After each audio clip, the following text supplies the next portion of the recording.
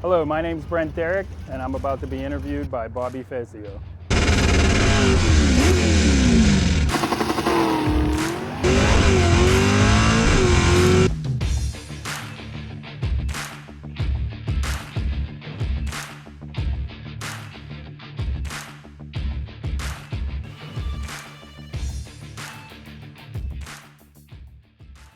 All right, we're here at the 2023 NHRA Gatornationals. Now, we started Brent Darroch's interview at the Baby Gators last week. We got his in-car footage. We got some video of him, doing a burnout, launching. But I was not able to catch up with him. I had to fly out of here. So I'm going to continue his interview here at the Gatornationals, where he just lost a heartbreaking third-round matchup. Is that right, Brent? Yes. Who'd you race against? Brenda Grubbs. I was 18 on the tree, and she was 60, and it was a double breakout by 1,000ths. Went her way for a bye run to Sunday. It's a gut-wrenching feeling. I know the feeling, Brent, and we're sorry to hear that. Now, Brent, before we get to your car, your B-Stick Camaro here, I want to talk about your basketball career. Now, you were a college basketball player. You still coach basketball. You have teaching degrees. Let's talk about this. So, where'd you play college basketball? I played at Slippery Rock in PA. What position were you? I was a point guard. Okay. Yep. How tall are you? 6 foot. 6 foot. Okay, now... Maybe not anymore. Were you an assist I might have king? shrunk Were you like a Steve Nash? Were you a Jason Williams? No, I was more of a scorer. Ooh. Scorer/assist guy. Got a lot of rebounds. I actually posted up a lot when I played basketball against other guards. I'm kind of a power forward trapped in a point guard's body. Same here. All right, so now you're still coaching high school team? Yeah, I coach the high school girls at Southside Beaver. I'm the head varsity coach there. I also run the youth league at Southside, so I do 3rd, 4th, 5th, and 6th boys and girls, organize all their games. This year I coached the 6th grade girls. My daughter's on that team.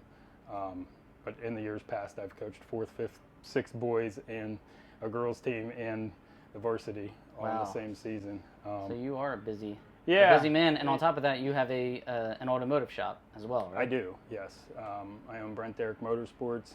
It's in Ambridge, Pennsylvania. We do general auto repair there. My primary business for myself that I work on is custom exhaust. I do a lot of custom fabricated welding, tube bending, pipe bending, that type of stuff. Some not car related at all. Like we make shut-off handles for Duquesne Light and things like that at my shop also. So, but I really love what I do. I love working on cars. I love being involved in the car industry, and we do some race car stuff there too. So, yeah, look us up. And this is all out near the Pittsburgh areas, near the border of Ohio, and we're about 20. My shop's about 20 or 30 minutes from Pittsburgh. Where I live is another half hour towards Ohio. So I'm about 20, 30 minutes from Ohio where I live, which would be an hour from my shop. All right. So west side of Pennsylvania. Now let's get to it. You were the Division III champion in Stock Eliminator last year, carrying that number 31 on the car. This is a 1994 Camaro B-Stick. No automatic here. Tell us about the engine combination. Originally was a 275 horse LT1 350. It's rated at 345 right now, so it's taken some lumps over the years to fit in B-Stick, but it's 350 cubic inches. They make a lot of torque. That's probably the best thing about them, and you can rev them pretty good and they last. This one here's got about 300 and some runs on it. And I've heard your runs, I've heard your burnouts, I've heard your launch chip. Spent a lot of time on the chip, and 300 runs later, and the motor's still running. That's pretty amazing. Yeah, it's got a good oil pan. It keeps all the rods in it. Now, in Stock Eliminator, you do have to run the factory throttle body. What size throttle bodies did these come with? 48 millimeter. All right, so they're small throttle bodies. Yep, they're real small.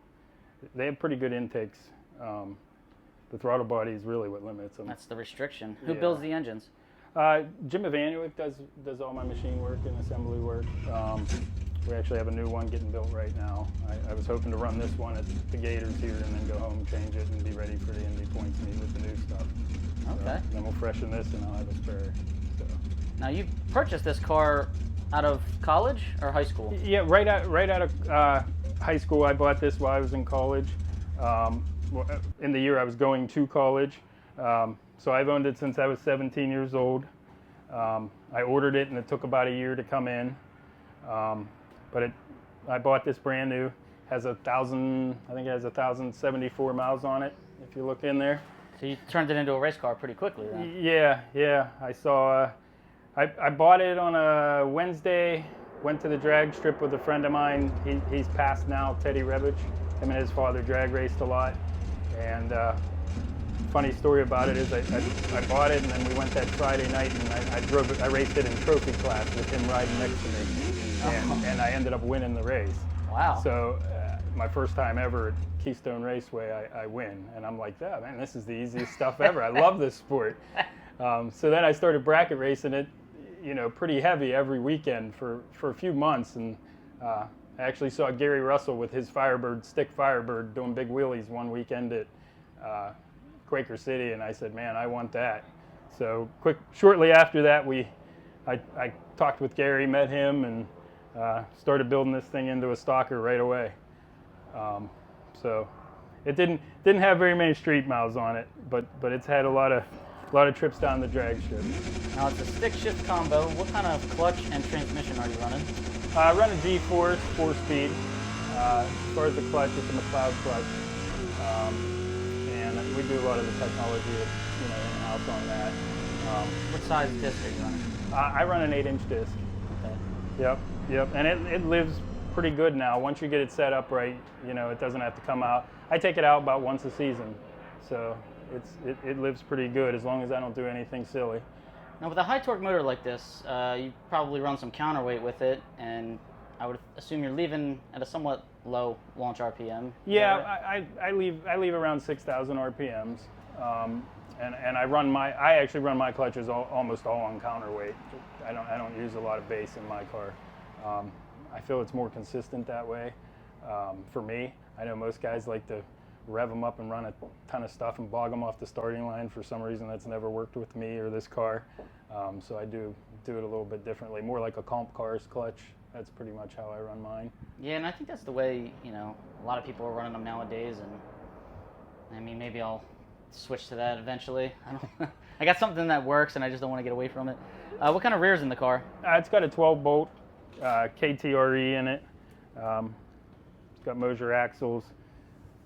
That's one of the earliest 12-bolt rear ends for one of these. Kenny Thomas of KTRE. He's now sold to Mosier, but he casted that in his garage at home for me back when these first came out as stockers. So yeah, it's pretty old rear end housing, but I check it every year and it still looks good. So it's pretty strong stuff. Yeah. What kind of gear ratio are you running? I run a 513. And the 30-inch stocker tire that everybody runs. Yeah, it's the Mickey Thompson 29.5. It's got the stiff sidewall for the stick car. All right, so it's slightly shorter than the 30-inch. So what kind of RPM do you turn with it? I go through around 78 to 82, depending on air. I race in Division 3, so we don't get very good air very often, so it's pretty safe there. But if I go out to Atco or something like that, sometimes I have to watch what I'm doing at the finish line. How about shifting? Now you launch at around 6. What do you shift at? Yeah, and I shift at 7. Okay. All 3 shifts. Now you are allowed a 5-speed trans, but you choose to run a 4-speed trans. Tell everybody why. I know it's been tested in like I know Tom Russell tested it one time in his car and he didn't see any improvement on it. They weigh a little bit more. I'm comfortable with the 4-speed. I ran a 4-speed Jericho up until 2 years ago. Put this G-Force in and I ordered a 4-speed again. I just feel like it fits the car and fits me and I'm comfortable in it. Been driving it so long the way with a 4-speed.